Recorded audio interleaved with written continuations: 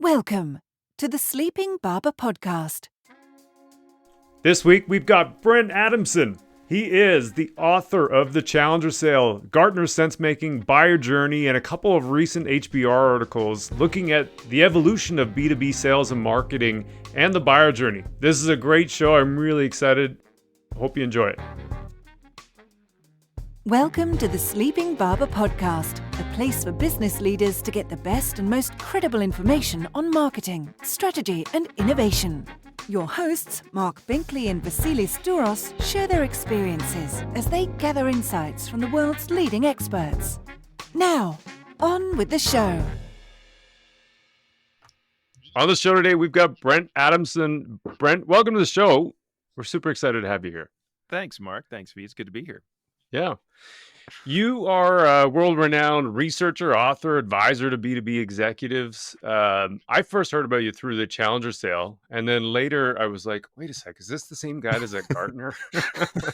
Going through all my notes. Because you had tons of great stuff at Gartner that I dug into. Sensemaking was a part of that, the buyer journey. Did a couple of HBR articles recently that Sensemaking for sales and traditional B2B marketing. Sales and marketing becoming obsolete. And so we're really going to kind of jump in a lot of this content today with you and talk about the evolution of B2B buying and the sales and marketing process. Cool. Yeah. Yeah. And by the way, Mark, just to be fair to Gartner, because, I actually departed about a year ago. I'm at a company called Ecosystems now. I don't know that Gartner wants to publicly own me, as it were. Fair enough. We have nothing to do with that guy. Yeah. Wish we did again. Yeah. So, in terms of, I've just been fascinated by some of these timeline things, and I nerd out on some things. So we all talk about the sales and marketing funnel as a general process, which is invented about 100 years ago. And then I always think back to Glengarry Glen Ross, and the sales are weak, or the leads are weak. Coffees for closers, that whole thing. That was 30 years ago. And each of these moments in time kind of typifies sort of like a relationship between sales and marketing. Kotler published, and a few other people in the published The War Between Sales and Marketing 20 years ago in HBR. Mm-hmm. About 12 years ago, you come out with the Challenger Sale. Around the same time, social media blows up, Facebook goes public, and digital media and all those kinds of things started proliferating. Inbound leads and that kind of stuff started happening. You've got the long and hard slog and Sensemaking about 5 years ago, and then this past year, you came out with this article on sales and marketing, traditional sales and marketing becoming obsolete. When you look back at a timeline like that, there's clearly lots of change, but what are some of the big changes that you think in the buyer journey or the buyer process to start? Well, if you think about that arc of timeline, so we can talk about big picture here. There's a couple of them. By the way, so right about the time that Kotler article came out about 20 years ago, we were running a meeting at the Corporate Executive Board, which became CEB, which then became acquired by Gartner, around sales and marketing. Sales and marketing integration. So it was a meeting where we had heads of sales, heads of marketing from the same company come together. We spent the day together as, talking about essentially why can't we all just get along? And what's interesting, Mark, is at that time, 20 years ago, it seemed like, a topic that had been around forever.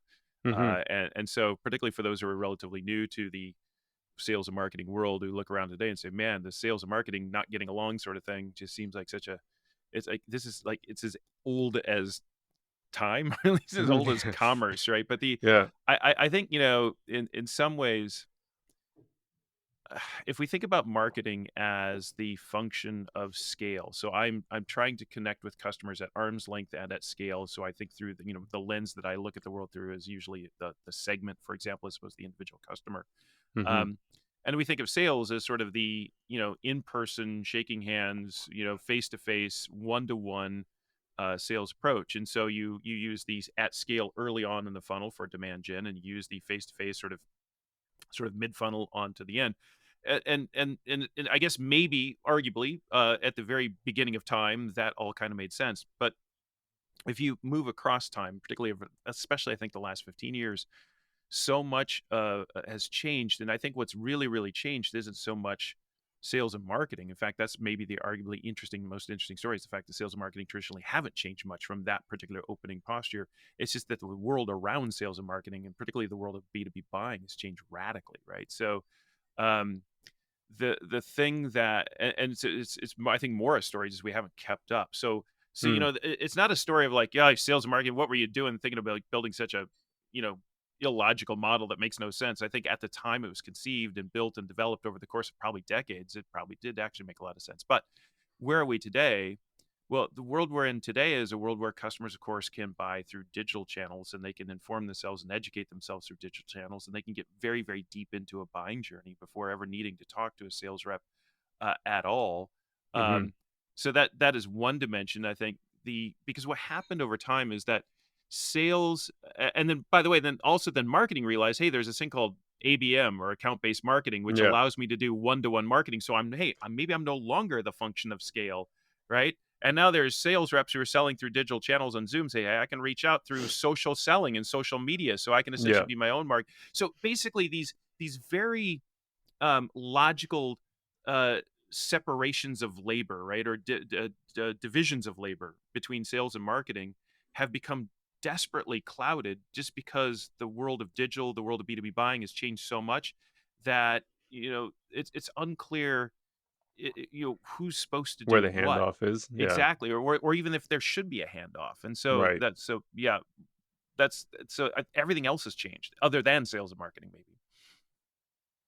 It's interesting. Like you talked about the handoff, and just doing some research, obviously for the podcast here, we came across the idea they introduced around looping, right? And it was essentially that customers don't move in that linear path that we all like to believe that they do. That there's that, and the start and the end are probably the right context, but the messy middle, or call it what you will.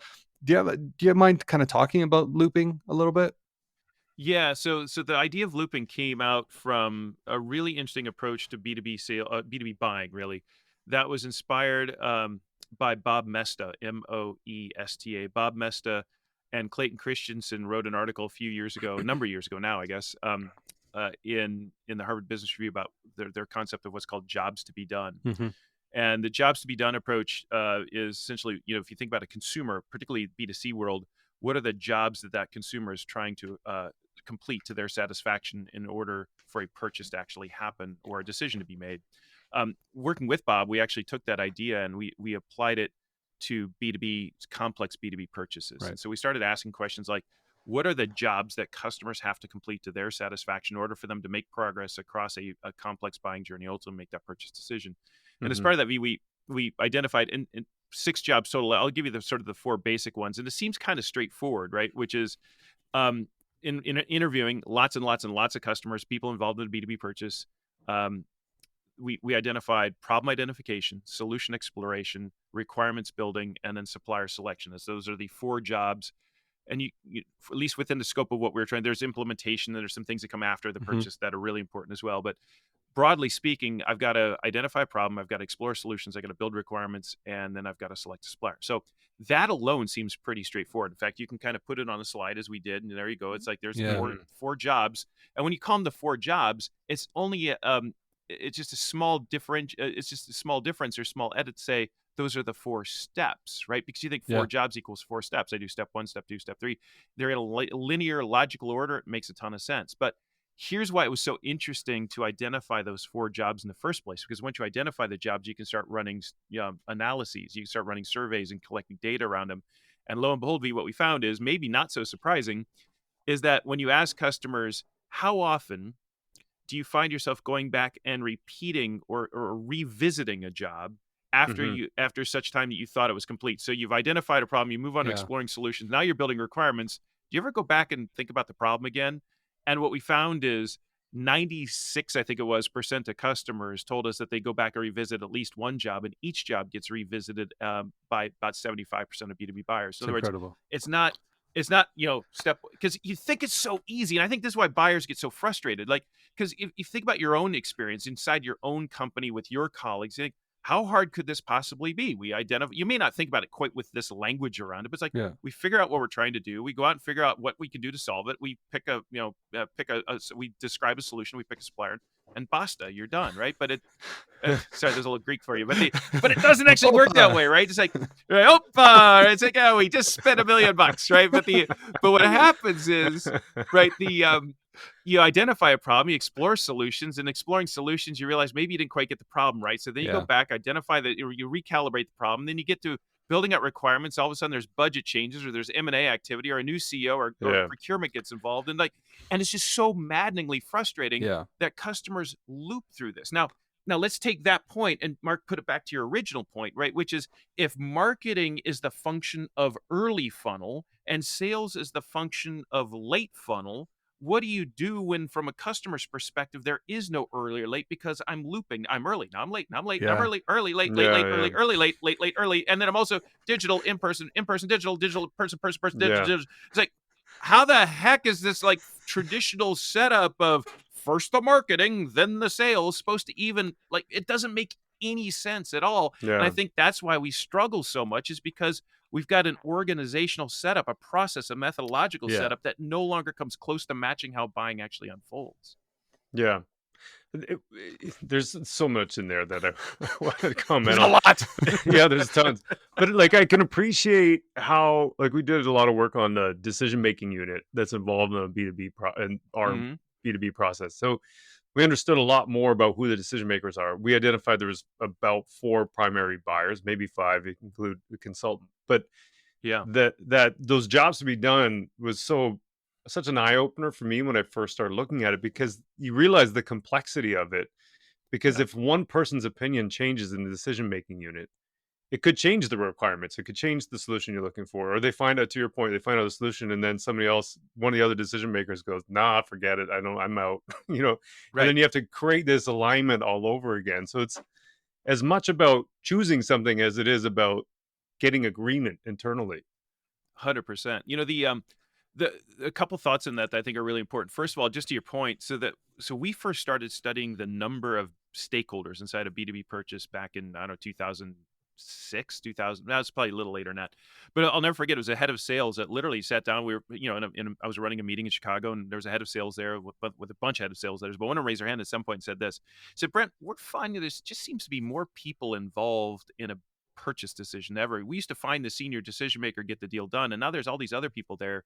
And that was intriguing. So we started studying it. We went out and did a big survey, a couple thousand buyers, and we found, on average, there's 5.4 people involved in a typical B2B purchase.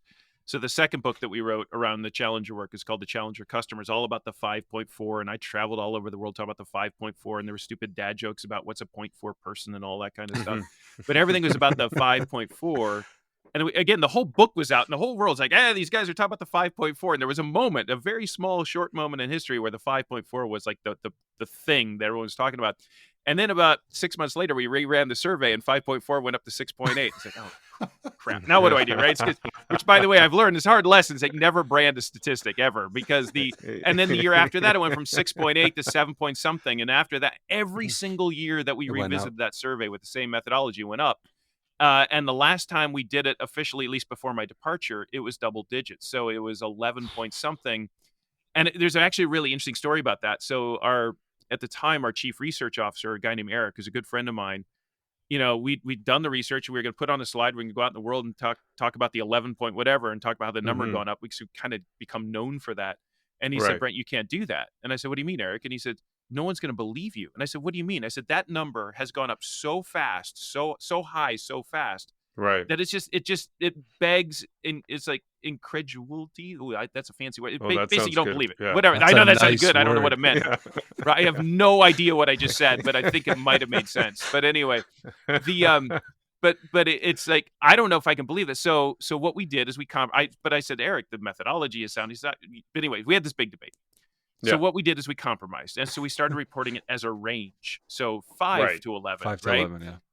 And so that's what you see. And actually, that's the number I still use today because of Eric. And I love Eric. He's a dear friend. But here's what actually happened in reality. This is a true story. So I went to Chicago for our chief sales officers meeting. That year was pre-pandemic. And I put on the slide, we did the number. It's 5 to 11. And some head of sales, his name was Brian. He's in global logistics, raised his hand and said, "Brent, I don't believe you. And I'm at the podium in front of, I don't know, 70 heads of sales. I'm thinking, oh God, Eric was right. And I was like, it's like, and I said, what do you mean, Brian? And he said, yeah, your number, it's way too small. Yeah, Oh, no way. Right. He said, and then he proceeded to tell a story where they'd just done a deal where there were 16 stakeholders involved, and of course the deal blew up because half the 16 stakeholders didn't even know each other. Yeah. Because the other point on this, Mark, that I want to make real briefly, and we can go wherever you want on this, but Hank Barnes, who's still at Gartner and does really, really great work at Gartner, and you can find him on LinkedIn and things, but Hank has done some really cool research around what are called occasional buyers, because it's not just the number. It's the fact that they enter and exit the purchase at different points. It's not like they all get around in a room and say, okay, we're the buying team. Let's go, right? It's like rather one someone particular gets started, requirement or something like that. Exactly. Someone jumps in and says, hey, what are these yahoos over here doing? I better get involved. And all of a sudden IT comes on and says, hold on, wait, we need to be involved in that. And then procurement gets in late, and then someone else gets bored, moves on. Yeah. It's like, and then some people are in it from the beginning to the end. Other people, poke their head in to find out what's going on, blow it up and walk out, right? That's usually the CEO. Is very frustrating.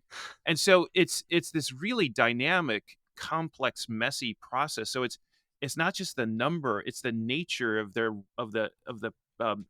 involvement of each of these individuals. And then finally, the last thing I say about this dynamic is the number is the thing that gets the headlines. It's actually the diversity of the group that really matters, right? If it was 11 people and they were all from IT and all worked off the same dashboard and all agreed on everything, it wouldn't matter.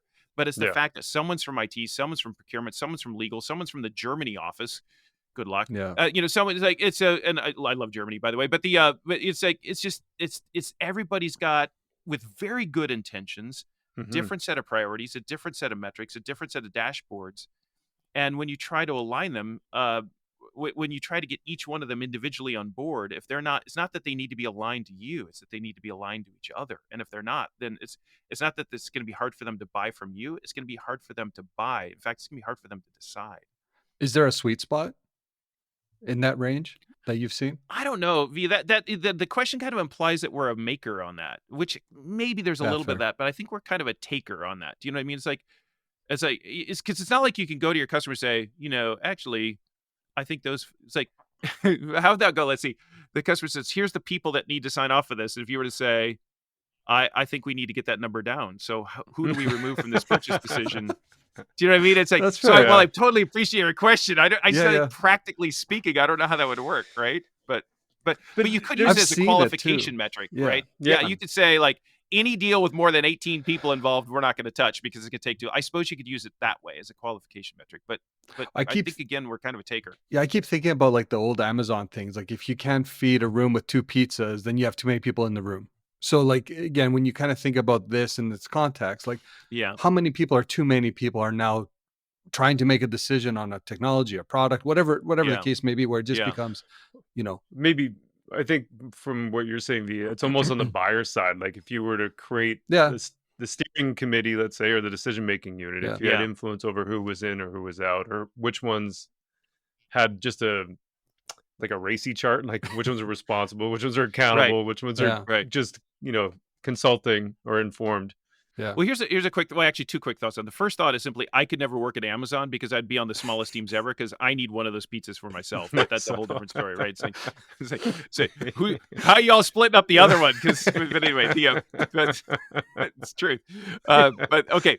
But so you mentioned, I think very briefly, Mark, this idea of buyer enablement. And this, I think, V, is where we do, there's an opportunity, I think, as sales professionals, and for that matter, as marketing professionals, as suppliers, to be helpful to our customers, to provide some guidance on who should be involved. Now, I don't know that we can eliminate people or say that person doesn't need to be involved, but what we could do, and I think I've seen this actually happen, this is all part of this idea of buyer enablement, is to kind of figuratively take your customer by the hand and coach them through this consensus creation process, which is to say things like, have you talked to your head of procurement yet? Because we find in working with other customers like you, I say that a lot, in working with other customers like you, we find procurement typically gets involved. And when they get involved late. And when they get involved late, they blow everything up. And it's really frustrating. You're going to be upset. I'm going to be upset. We're all going to be frustrated.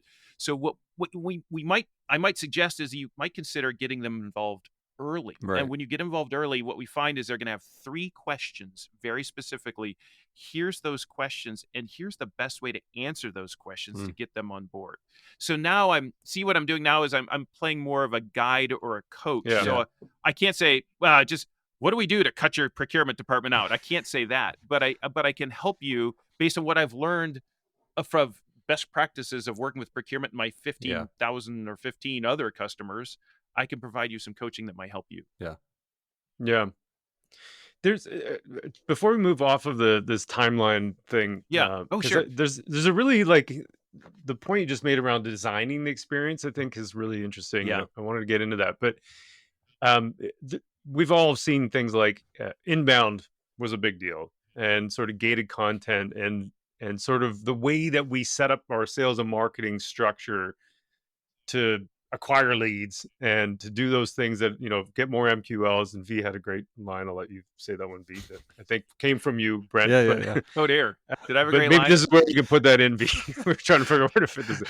But there's just what was stuff my that's great out there. line, V? It was MQL, SAL, NMP. I loved it. Oh, NMP. Yeah. So it's like you got a market qualified lead, a sales accepted lead, and then marketing's like, not my problem. I am done. That's exactly right. That was a good line. I forgot about that one. That's a great line. There's a great line.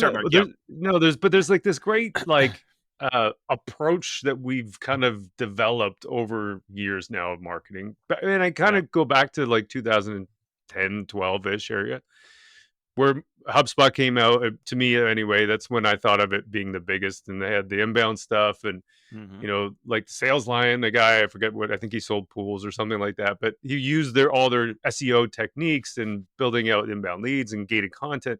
And it seems like that's the playbook that we've had for a long time. And then you get into the funnel, and then the idea is like, or in the funnel, but into the pipeline. And then we'll hold back information inside of our pipeline to say, well, we can't give you pricing yet because you're not at whatever stage. You're not at the right stage. So then you've gated content. But then to your point, the buyer journey is so dynamic and so non-linear. It just feels like some of those tactics are out of date now too, because of what you were saying about the buyer's modern journey. This is almost like, now we're like third rail type stuff. It's like religious warfare with marketers, gated or not gated content.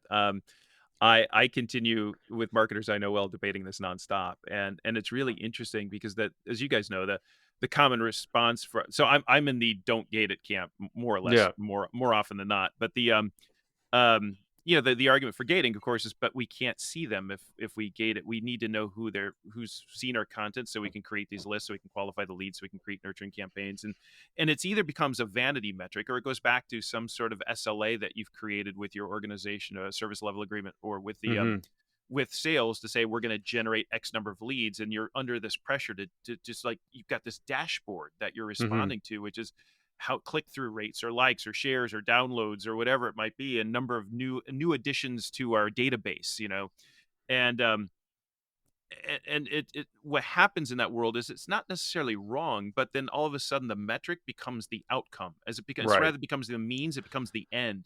So we start measuring ourselves on and celebrating, even like, look how many people we added to our database, or look how many people we don't stop to think like, how much of that actually generated revenue. In fact, when you ask marketers, as we've done in the past, like, what percentage of leads that you generated actually converted to real dollars in the door? Pick your currency, maybe pounds, euros, whatever. It's like, so what percentage of leads that you qualified as MQLs actually became real money for your company?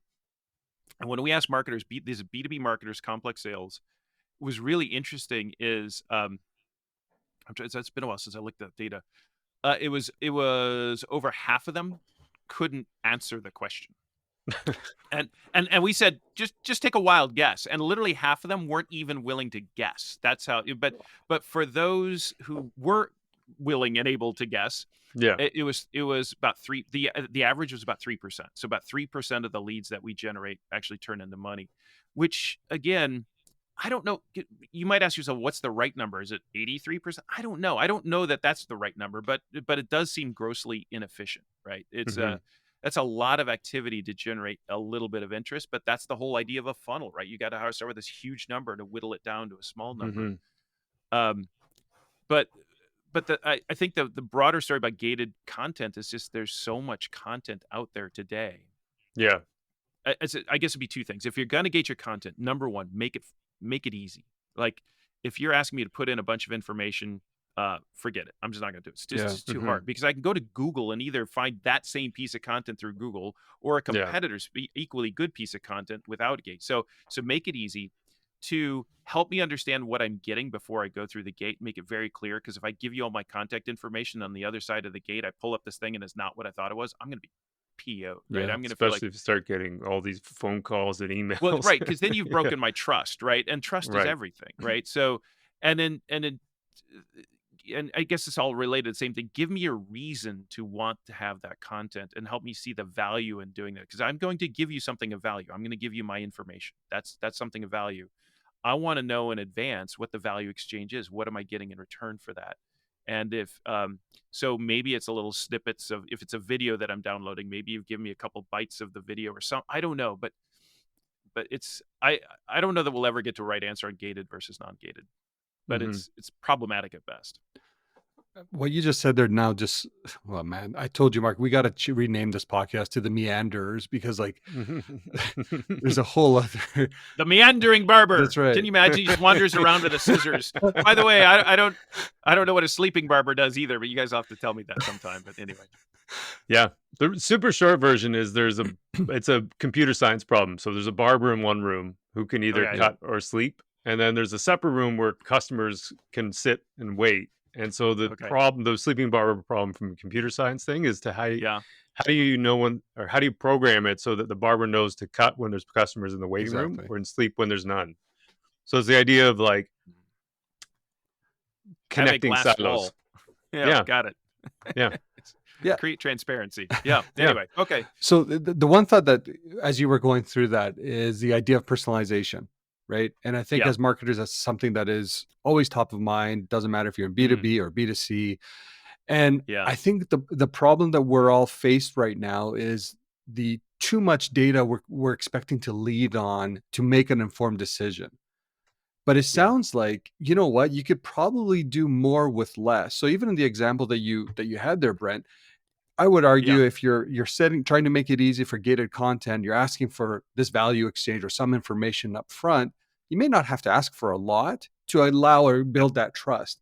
Where do you see the role of personalization in this process?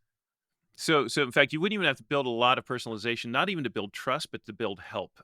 So let me back up, V, just a second and take a running start at this. So because this may be helpful. So I do a weekly video series called Brent's Breakdown. A colleague of mine named it. She has no idea how close she got to the mark on the name, but that's a different story. But I'm here all week, but it's also true. But nonetheless, it is like, we put them on LinkedIn, we put them on YouTube, on my profile, my LinkedIn profile, and then the ecosystems profile. But it's 5 minutes, sort of snackable, bite-sized content, and you guys can already tell, we just met, right? But I say they're 5-minute videos. They're actually 8 because I can't shut up. But all right. So there's one coming out in a couple of weeks, and it just reminded me as I was filming it just how important this theme is that we tend to overlook. So let me take a running start at it. But I'll do it very briefly. In an article we put in the Harvard Business Review a few years ago called The New Sales Imperative, we laid out 2 approaches to selling. We laid out one called the responsive approach and one called the prescriptive approach. And these were generated out of data and analytics. So doing a lot of research, we found these 2 approaches. We gave them names. One was more responsive. Whatever you need, I'm here for you. You need information, I give you. You want more options? Here's lots of options to choose from. Responsive. Right. The prescriptive approach is kind of what it sounds like. We need more information. Well, before I give you more information, let's talk a little bit about what you're doing. So information may not be what you. So I try to guide you, right? Maybe not surprisingly, when you run those 2 things side by side against commercial outcomes, prescription completely trounces responsiveness. In fact, what's really interesting about responsiveness is not only does it underperform versus prescription, it actually does damage. The more responsive you are, the more overwhelmed your customers become, the less likely they are to make a purchase. Now, here's the point I was going to take a running start at to get to is, So, but when you look at the statistical model that we use to generate these findings, and you say, okay, so you're saying the more prescriptive I am, the more likely customers are to buy bigger, complex deals. And the answer is yes, but because if you do the correlation between prescription and commercial outcomes, there is no statistical correlation. The two are not statistically related at all. And you think, well, didn't you just say the opposite of that? It's like, well, yes, but what it turns out, and here's the punchline, there's something between prescription and commercial outcomes, a mediating factor. And that is the degree to which customers perceive the purchase journey, the decision-making journey, to be easy. Mm-hmm. The easier they perceive it to be, the more likely they are to make a purchase. And it turns out what prescription does is it doesn't drive deals. Prescription drives ease, and ease drives deals. Okay. And that, I think, is really interesting because the degree is like, and you think about it as a consumer, V, right? It's like, I've got this longer take on this, but like, do you ever go to Amazon and try to buy like, I don't know, like a $15 dongle for your laptop with a US God knows what, right? And you're like, and how hard could it be? You put it in the search engine, obviously you got 1,500 options and you're overwhelmed. And like, so Amazon says, here's some guidance, here's our top choice. You'll look at that as you're about to buy it. And all of a sudden it's like, oh, one person gave it 1 star. I better look at another one. Like 3 hours later, you still haven't bought the freaking dongle and you're overwhelmed, right? It's like, I just want this to be easy. And so, by the way Amazon makes it easy for you is they got a button that literally says save for later. So you just hit save for later and the pain stops and it goes away and you haven't bought anything, but at least you don't hurt anymore, right? So that's kind of what B2B buying is like. It's the same sort of thing. You got to have fun when you talk about this stuff, man. This is hard, right? This is so hard, right? So personalization. All right, so now I can flip. So all of that to set up the answer to your question around personalization. Okay. Because what we found on personalization is actually super interesting. This is a CEB study before the acquisition by Gartner that we did on B2C. What we found is customers' perceptions of why, in fact, consumers, because this is B2C, consumers' perceptions of why you personalized matter a lot. So if I perceive you as personalizing for your own benefit, like for instance, you send me a happy birthday, here's a 25% off coupon. It's like, screw you, delete, right? It's like, but if I perceive you, so actually personalization for the sake of, it's just creepy, right? It's like, why do you want to know this about me? Get out of my life, right? Right. But if I perceive you as personalizing in order to somehow make my decision-making process easier, then all of a sudden, statistically, the benefits are huge.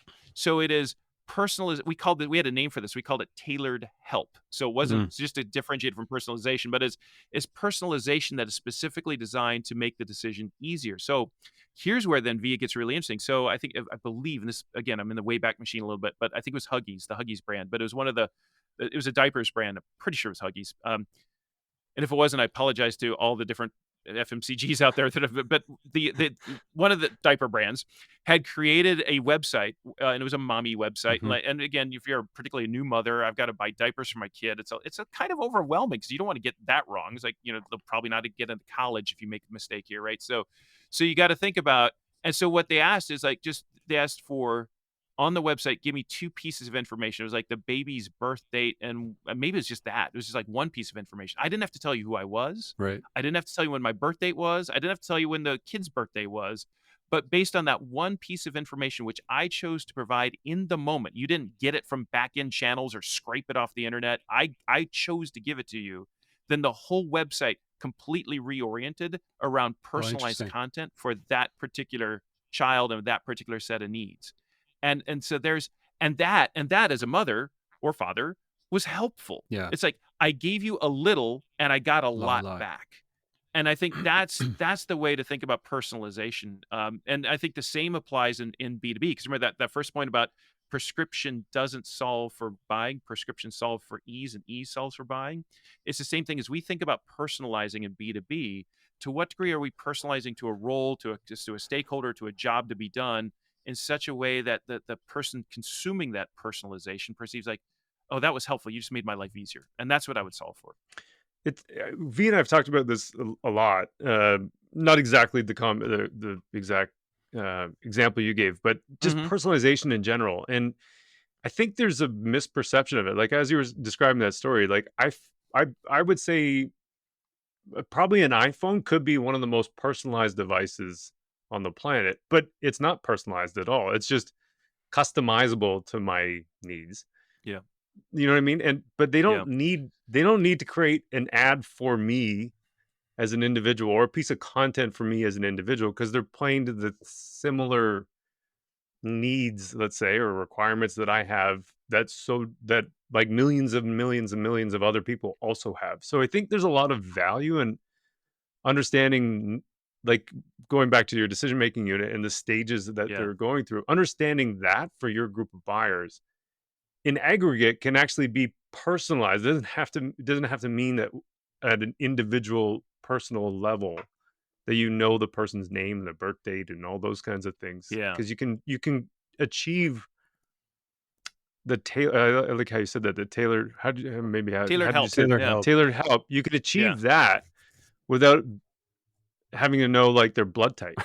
Right. Right.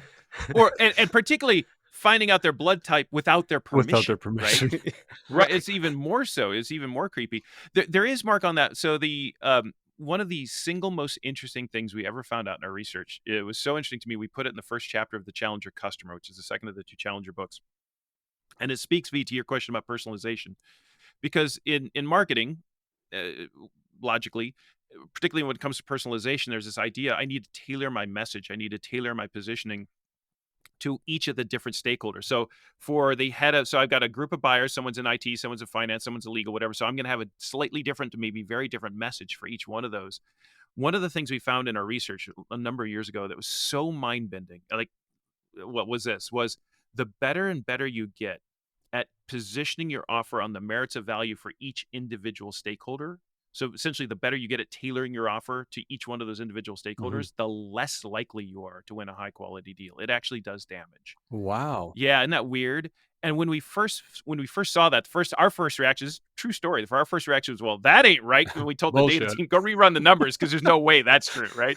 And after a week of like asking them to go back, we reran those numbers and remodeled the data probably about 7 times, and we were getting really ticked off, not at the team, but just at the results. Like, why is this why?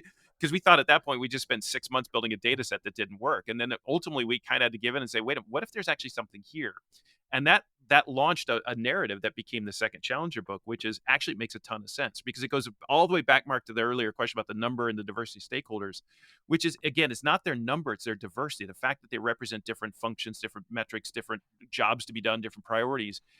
And to the degree that buying group isn't aligned with itself already, and you approach each one of those individual stakeholders with a message tailored to them, we call this right, you're exacerbating difference. Right. We call this the collection of yeses strategy. I get a yes from you, a yes from you, a yes from you, a yes from you.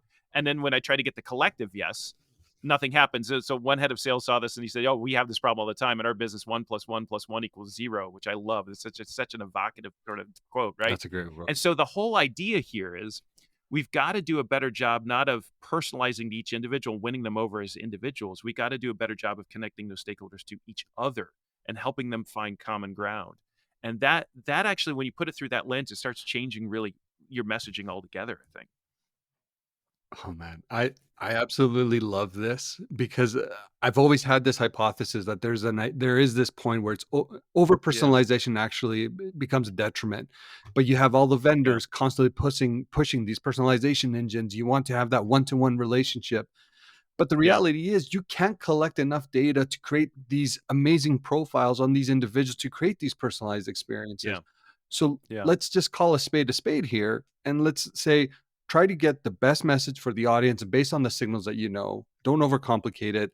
Less is more. And just try to, in both B2B and B2C contexts, and just try to make the best you can.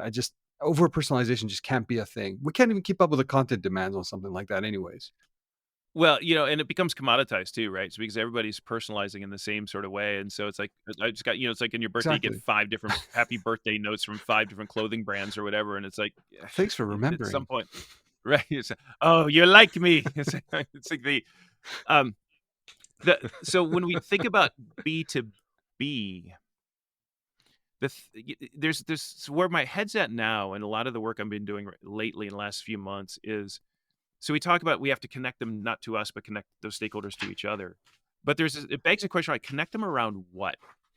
Right? What do we connect them on? And here, so when I joined Ecosystems, which is a software platform around what's called value management or value engineering, I've entered into this world of value in a really deep way, and it's been super interesting because this is the world of value calculators and business case developments. It's showing you the ROI and the total cost of ownership and the lifetime value and the assessment and the LVAs, the TCOs, all that kind of stuff on solutions.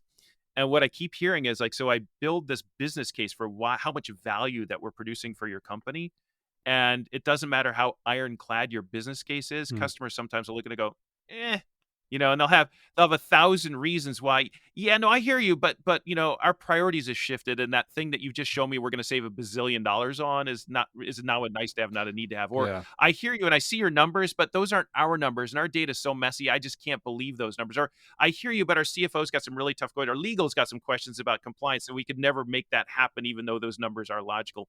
And so the more I thought about this, the more I came to realize. So we're trying to use.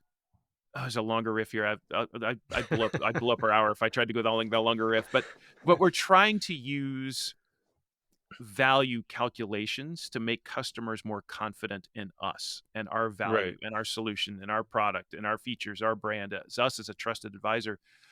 There's a much broader narrative, which I've been really focused on for the last couple of years, around the thing we've got to solve for isn't customers' confidence in us, it's customers' confidence in themselves and Yeah. and their ability to make large decisions on behalf of their company. They're so overwhelmed with information, they're so overwhelmed with options, they're so overwhelmed. This is me on Amazon trying to buy a dongle. At some point, I don't know, I give up.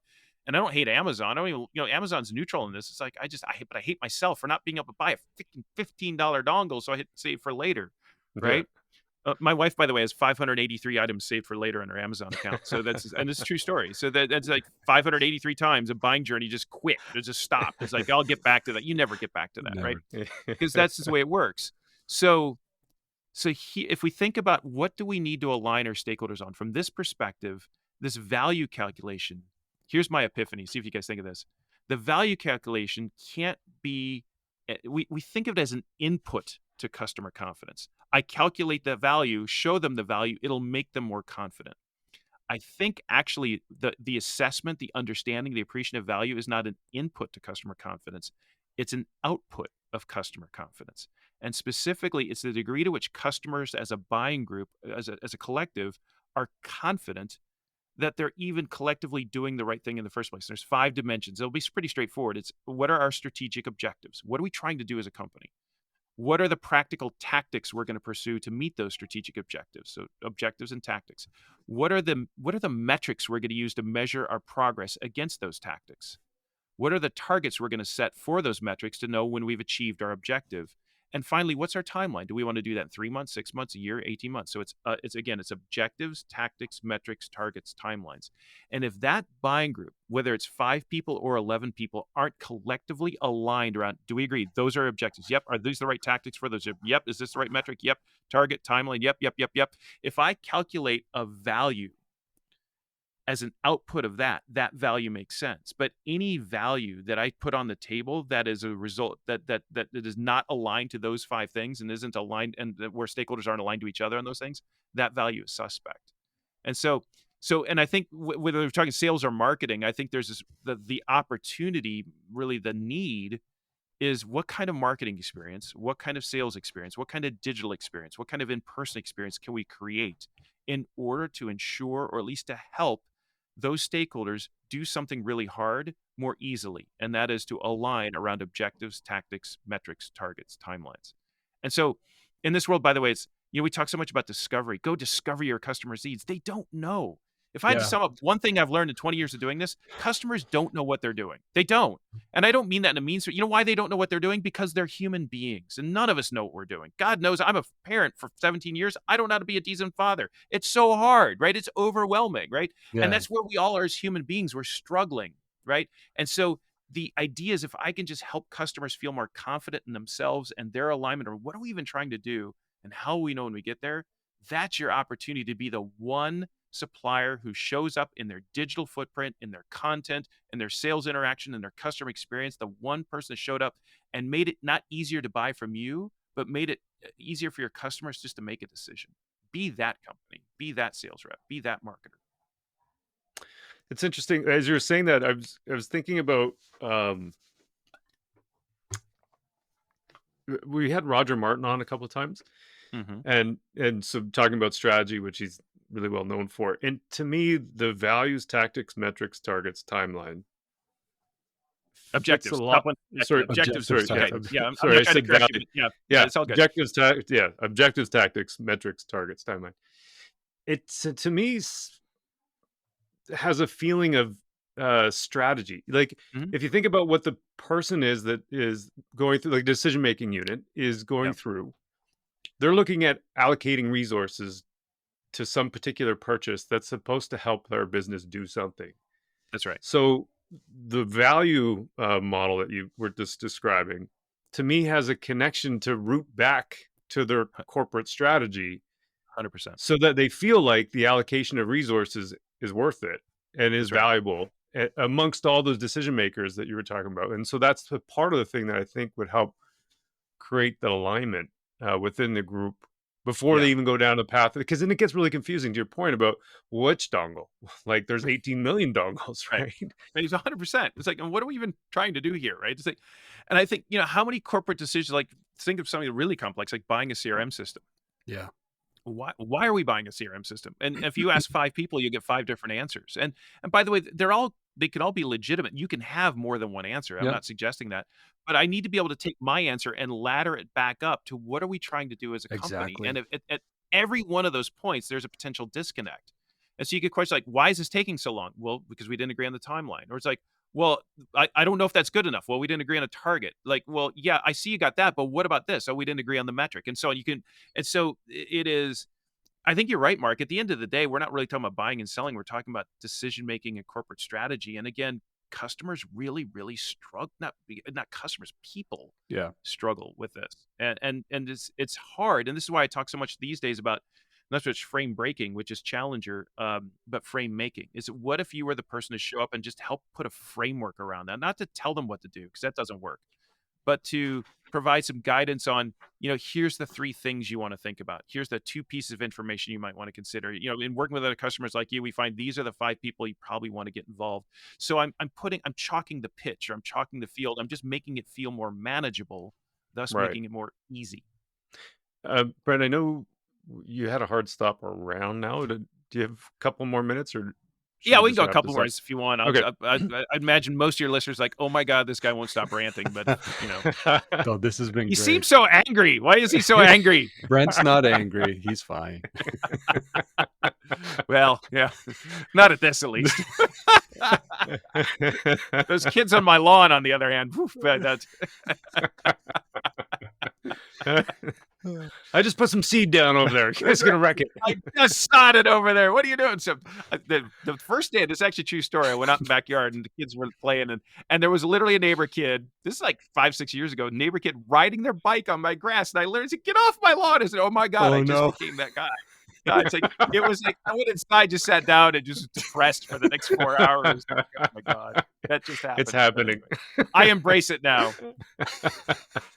Was that what you wanted to do with the last couple minutes? Yeah, Mark? yeah, that's Sorry. perfect. That's it. You actually had a question, I think. No, I did, because it's related to the value model that you're talking about, and so building confidence, because there's a lot of brand, and V and I have talked about this as well a number of different times, but the idea between differentiation and distinctiveness. And I think, like, you can have a value-added reseller, or you've got a franchise model, whatever the scenario is, where you're selling the same product as somebody else, but you can totally differentiate or create a distinctive approach in terms of the service or the sales and marketing process you have. So you no longer have to go, oh, we're going to build all this gated content. We're going to lock all the information into our pipeline so that customers can't access it until they pass through these stages and these gates.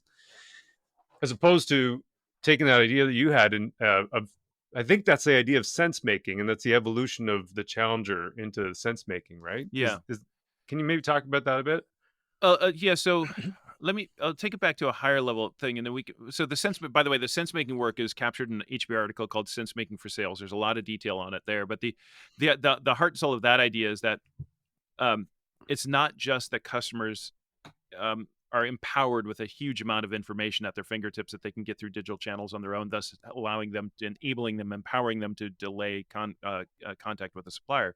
is that the world that they encountered, and we know this from research, is not just a world of a lot of information. It's a high quantities of high quality information. So Right. I got there to do due diligence, and there's just a ton of research and a ton of white papers and expertise and data, and most of it's relevant, and it speaks to my business needs and challenges. And I think that's because as marketers, in particular over the last 10 years, we've all done a really pretty good job of building better, higher quality content. And then, and then we built a strategy around it called content marketing. And then we got new tools called marketing automation. Yeah. And now we can spam the world at scale with really great stuff. I call this the smartness arms race, right? And by the way, and then the reason why is because about in 2011, this is true, I think, like literally true. About 2011, every CEO in the world woke up one morning and said, you know what we need to do? We need to be a thought leader in our industry, right? And the reason why is because they were struggling to differentiate on product. They were struggling to differentiate on solutions. They said, we'll differentiate on the quality of the content we produce. So here comes the bandwagon. Let's all hop on it. And we all started producing massively good content at massively huge scales. And where we are now is customers completely overwhelmed. It's like the smartness arms race has ended in a tie, where the being smart is now commoditized, just like your product and solutions are. But lost is your customers are trying to read your white paper and their white paper. They're telling me to zig, you're telling me to zag. Everybody's got research, everybody's got data. I'm overwhelmed. I don't know what to do. Click save for later, right? And so, again, the opportunity here in sense making is to, just like we have an engagement strategy or a qualification strategy, unlike when Challenger first came out 12 years ago, I think today, as a sales professional, as a marketing professional, we need to think about what is our information strategy. What information are we going to put in front of our customers? When are we going to put it? What are their information needs? Because in this world, if you just show up with here's our white paper, great, I'll put it on the stack with everyone else's white paper. That wasn't helpful. Can you please move on, right? And we do that through in-mails. We do that through BDR calls. We do that through websites. We're just shoveling more content in front of our customers, thinking somehow it's going to help us stand out. When all you do is like, oh, that's your bar chart. Great. Well, here's their bar chart. Thanks for nothing, right? So who's the one that's going to show up and say, you know what, there's a lot of content out there. Let me see if I can just help you make sense out of it all. That's the person. It's very much like you guys know the story of the travel agents, like in 2000, in the late 90s, right? When the internet, the World Wide Web first came out. You guys may not be old enough for this, but it was amazing, right? It was like, but what happened in the late 90s is the travel agency industry just tanked. It almost was wiped out overnight because I didn't need travel agents anymore like it did in the past. Yeah. Fast forward to about 2010, funny enough, the travel agency industry was making this really rapid, albeit somewhat different comeback.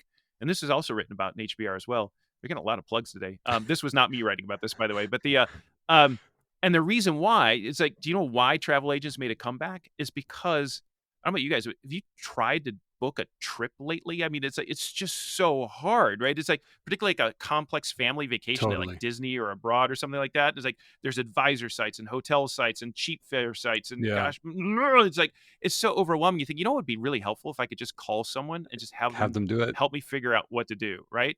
And so the question today is, to what degree are you your customer's travel agent? That's how you show up. And so, Mark, I think the full circle, maybe this is a good way to button up, is you were talking about differentiation and standing out. I think the single biggest way to differentiate today is the single biggest way that we've always differentiated. And you know who got it right from the very beginning? Marketers, and particularly B2C marketers. As much as I bash marketers, they got it right because, particularly on the consumer side, if you look at so much what's happening in consumer marketing, branding from the very beginning, it was always focused on, how do I have an impact on how consumers feel about themselves? You mentioned Apple. The reason why Apple is so successful is not because I love Apple, but rather I love me when I use Apple. I love what it does for my self-image. I love what it does, what the benefits, the qualities that it bestows upon me when I pull out my iPhone and all my Apple products say, oh, you're an Apple guy, right? It's like, but the same thing here is that's the way to differentiate in B2B today is to focus on,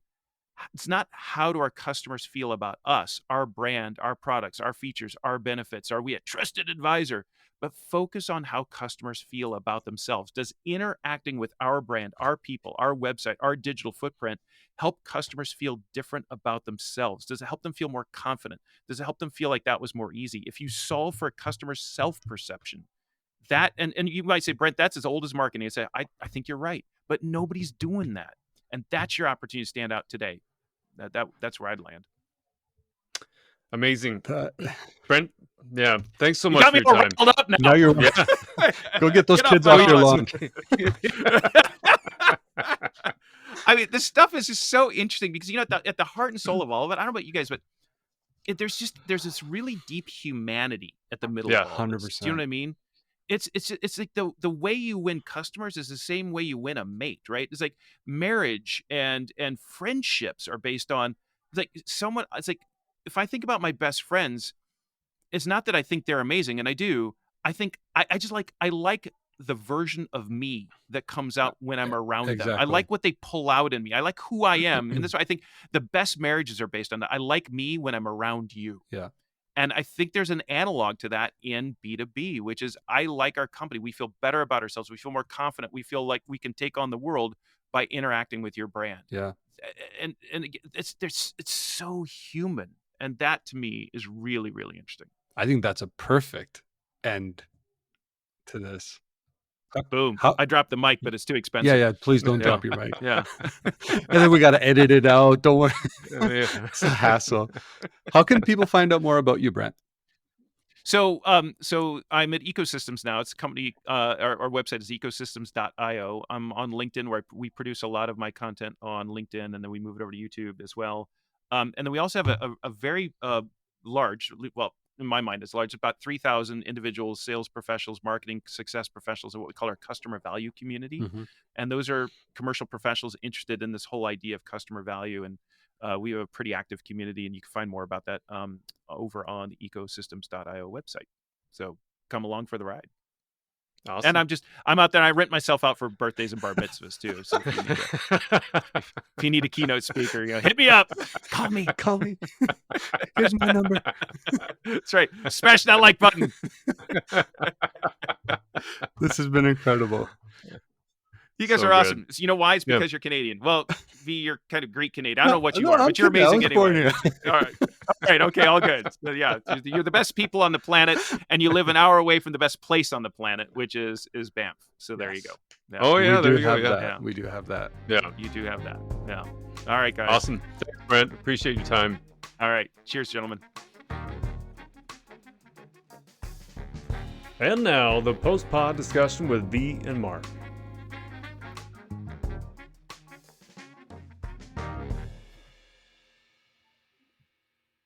V. Marc.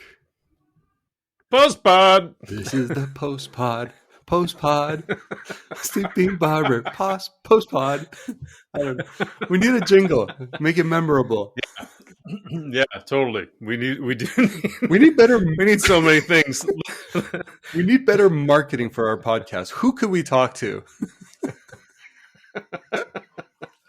Good question. Very good question. I don't know anybody. Nah, there's got to be somebody out there on Fiverr. Oh my goodness.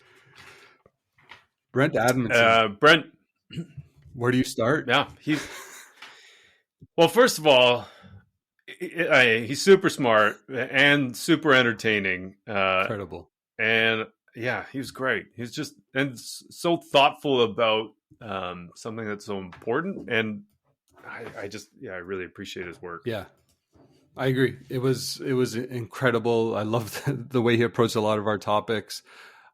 We didn't really stick to our guide that we had, but it's okay because I think like the way the content's coming out is like super organic, and it just naturally the thought process is that a lot of the stuff that he talks about naturally create as we, as marketers, we're constantly navigating this space. So that was very refreshing. Very refreshing. Yeah, just when we went off air, he's like, I'm polarizing. Either people love me or hate me or have a reaction to me anyway. And we're like, the cilantro of B2B sales and marketing. Yeah, he's good. It's funny. There's so many things in a lot of ways. His work kind of has been with me throughout my career. Cause when I was in sales, I read the Challenger sale and I got really into that and thought it was awesome.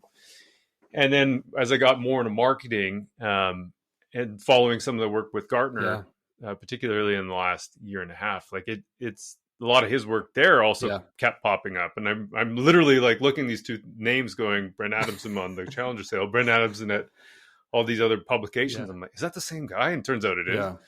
But yeah, it's been really eye-opening to have him at the end there, we talked about it's a human experience. It's so funny to say that because it makes sense. And yet we get caught up in a lot of the tech, like looking for intent data, buyer signals, email campaigns, automation, all that kind of stuff. And you kind of lose track of what the important part of the whole thing is, which is helping the customers feel better about doing work with you. You know, I love where you started with this. It came back to this idea of like the tailored help that he brought up a few times in the interview. And I think as organizations, brands, and whatnot, how are you focusing on how customers feel about themselves when they're engaging with your product or service and whatnot, but then providing that tailored help in that moment maybe becomes that distinctive asset, or sorry, not asset, the distinctiveness, or, you know, anything that you're trying to position. So I think it's interesting that at the end of the day, it's just about helping people solve a problem that they may have. And if you can do it in a way that's the most human or the most natural, you're likely going to win. Mm-hmm. Is there anything else that you really need to think about? I don't know. Right. And we talked about personalization as well. And I thought, again, that I hate sometimes broaching that project, that topic, because it's so vast. But I think it's important in both B2B and B2C. What is that, you know, how much is too much, and being aware that now it's too much, and what's not enough to kind of create like those, you know, those unique experiences. Yeah. There's a line between creepy and cool. Yeah. Like totally. and it's not very big. No. Like there's a stuff that's cool to be able to personalize from a marketing perspective that customers might also find cool. Yeah. Like that Huggies example where you put in your birth date and it shows you all the relevant products based on the age of the kid, that kind of thing. That's cool. Yeah. But predicting like and it quickly becomes something that could be very creepy and off-putting in a way that like I genuinely, more and more that I think about personalization, the more and more I think it's really not a great idea. Because I'm with you. Like the Apple thing, like I think to Brent's point too, like you can have a salesperson, and the salesperson, she could, you know, be the greatest salesperson in the world, in part because she's personalizing her message to the individual people that she's talking to. But that's okay. She's like talking to individual people. On a marketing side, and if you're talking about like a product development side, you don't need to customize your product or your message to every single individual that exists on the planet. No. Because that's not the point of it. Like you're trying to solve a problem that's a problem for a large enough market that there's a big enough market to build a company around. Right. And so Apple is an example, like they built an iPhone or iWatch or whatever, like there's customization within that, but they're not like customizing their product and their message for 8 billion people on the planet. It's, if anything, the exact opposite. They're standardizing. Right. And the messaging is building for the mass, for the biggest like clusters of people and the biggest issues that they have, or the biggest needs or the desires or whatever. Well, like I genuinely don't think of personalization as a good path forward from a marketing perspective. I love where you're going with this, because let's keep using Apple as an example, right? Apple could have taken out all the cool little features that their devices do, right? And then retarget audiences based on those little things. I've never seen a remarketing or retargeting campaign from Apple that is isolated one key feature because it's picked up my search behavior, my browsing behavior, all the website that I'm visiting that I may be looking for, you know, just this one thing. They're packaging it all up in one device that now you can customize for it to become personal to you. And I think that's the distinction there, is like making sure that you're driving the awareness of a product or service to the most amount of people as possible, but allow for the customizations or the personalizations to happen on the back end for the user, from the user themselves. And I think that is like the nuance. The only caveat here, sometimes, yes, they will just kind of look at the camera and really prioritize the camera, because that has become a thing that we likely use our phones mostly for now, is like capturing content. But other than that, it's not really narrowing down every little function and trying to find the right audiences to target with that function. Yeah. Yeah. Like, and similarly on the B2B side, I know NetSuite is an example on the ERP SaaS product side of things. So they have, I think they're, as far as I can tell, one of the fastest growing. If you look at Google search trends over time, like it's one of the fastest growing ERP platforms out there. In part because they're super focused on the CFO and solving the CFO's problems.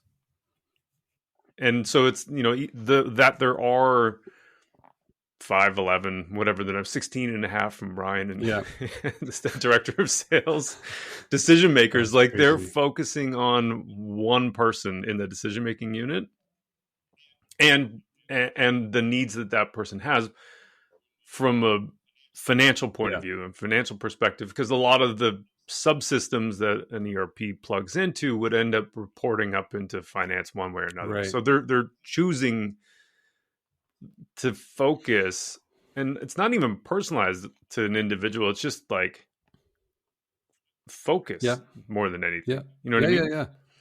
No, again, it's like they've been able to prioritize who their key messages around. And if like this is the CFO, helping him or her solve their problems and speaking their language, that's going to go a long way in getting, buy-in. I also wanted to spend a couple minutes just talking. I called it the 5 dimensions of alignment that I scribbled down. So he talked about objectives, tactics, metrics, targets, and timeline. And I thought that was I like your push there around like, well, isn't this just really aligning on strategy, which I think you're 100% correct on. But what were your thoughts, just kind of like thinking about those 5 things as being also a way to have stakeholder alignment? Like, do you see that?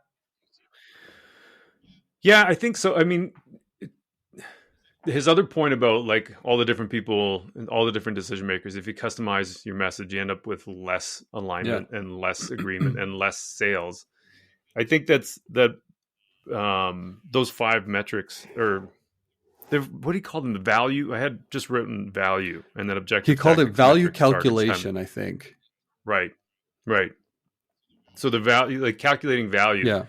So I do think that's important to create that alignment. That was your question, right? How do you create alignment? Yeah, exactly. And kind of using those 5 buckets or 5 dimensions, as you call them. Because if you can get a group of people, the decision maker group, aligned on the objectives, like why are you doing this? Yep. What's the point of this to begin with? How's it connecting to your overall strategy? The tactics, like what's the approach you're going to take? What are the key metrics that are really important? What are the targets that you want to see come out of it? And then the timeline. If you have that up front, to me, that's like, okay, well, you're setting up a framework for success for the future, whether they go with you or not. I mean, that's part of the sales process, but, or the sales and marketing process, but at least you have that up front so that then when you do actually land a customer, you have all those key metrics and you know how to create more value for them after an implementation or whatever the product is that they buy. And then you can also track the performance post implementation, where you go, okay, we have all this metrics. We knew what your objectives were. We knew what your targets and all that stuff was. Now let's measure against all those things that we all talked about that were important. So now you can then start measuring progress as a value, and helping them measure their return.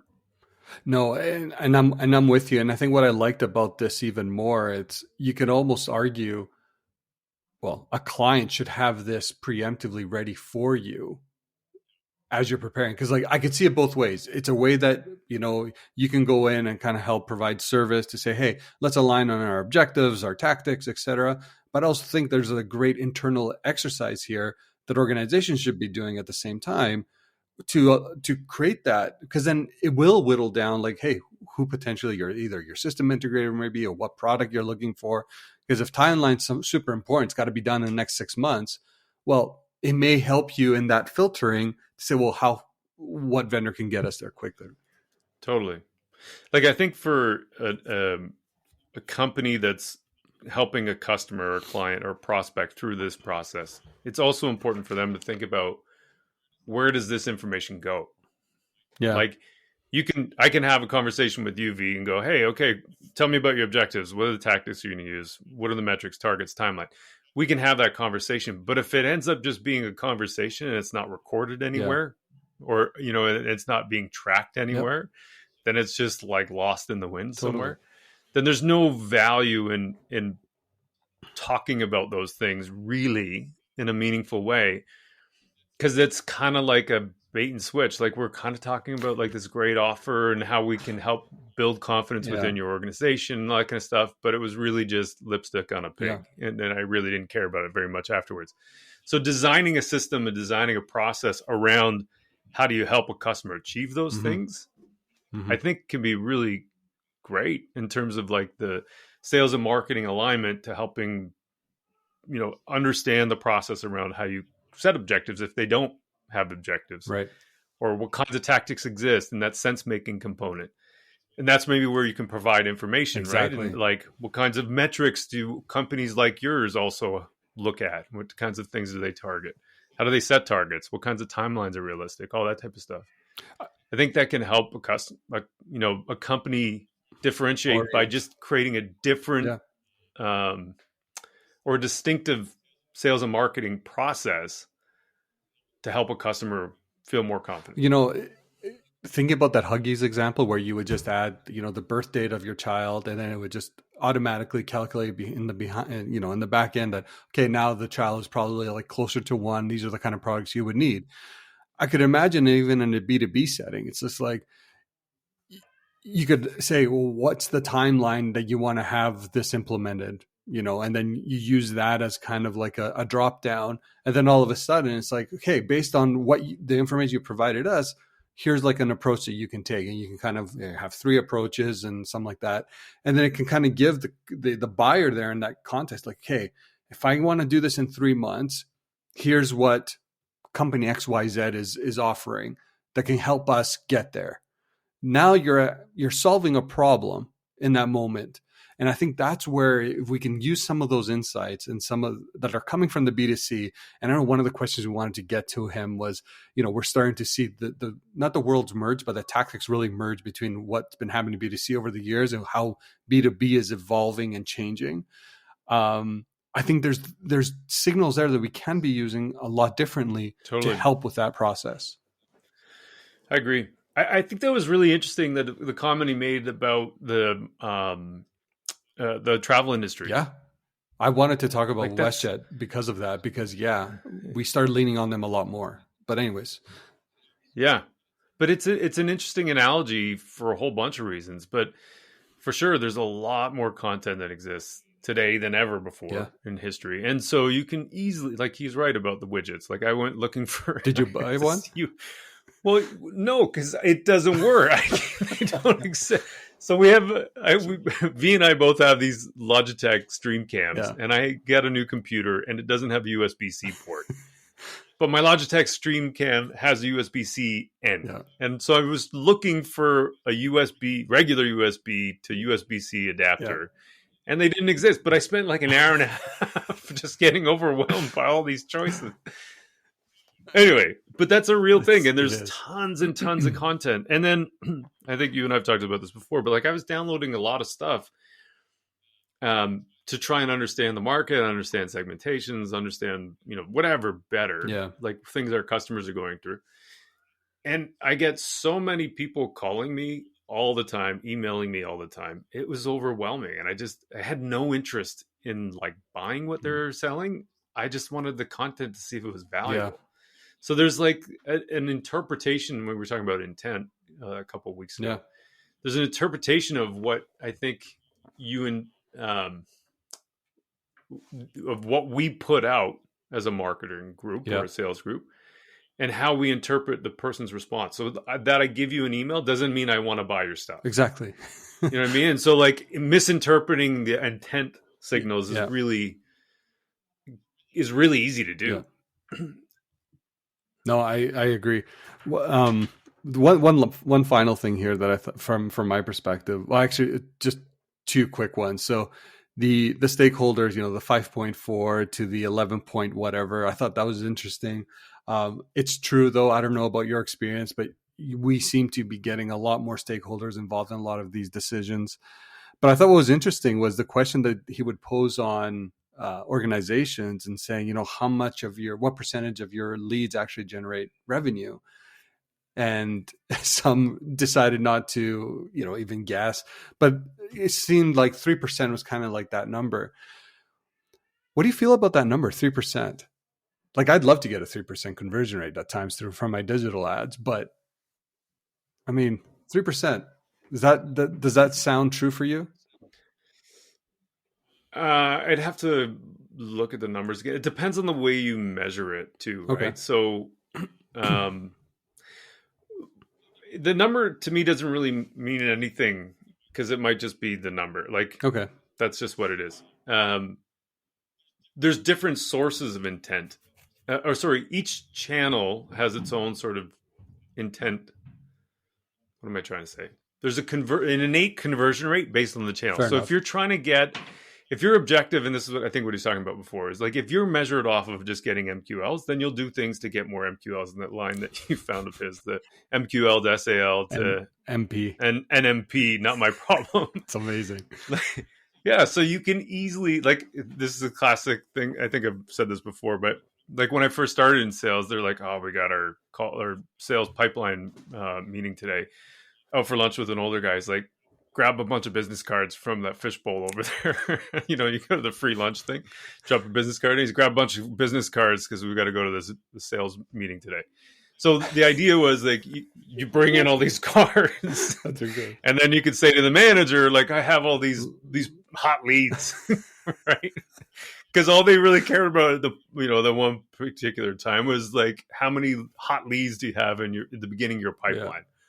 So it's that equivalent, right? Where you can get a whole bunch of leads, but if none of them convert into an SQL or a deal at some point, then it doesn't really matter. So, but each of the individual channels also is an indicator of a buyer's intent. Mm-hmm. So and this goes back to the Chris Walker one that we did like 2 years ago.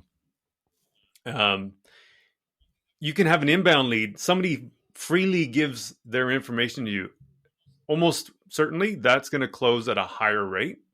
All those leads that come from that source are going to close at a higher rate than somebody that downloads content, right? Or a lead or like a list you buy from a third party vendor, because their intent is real, mm-hmm. Mm-hmm.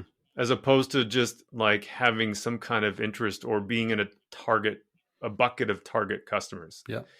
So, I think there's a question around the value of metrics. Mm-hmm. Like, are you measuring for the right behavior, or are you just creating bad behavior because of the metrics that you've got set up? No, I'm with you. Anyway, that was super fun. Great to have him on. He was really entertaining. Yeah, Brent, thanks again if you're listening. Wicked smart. Yeah. No, really well done. Really well done. Awesome. Okay, V. On to the next one. Yeah. Adieu. Take care, buddy. All right, man. Ciao.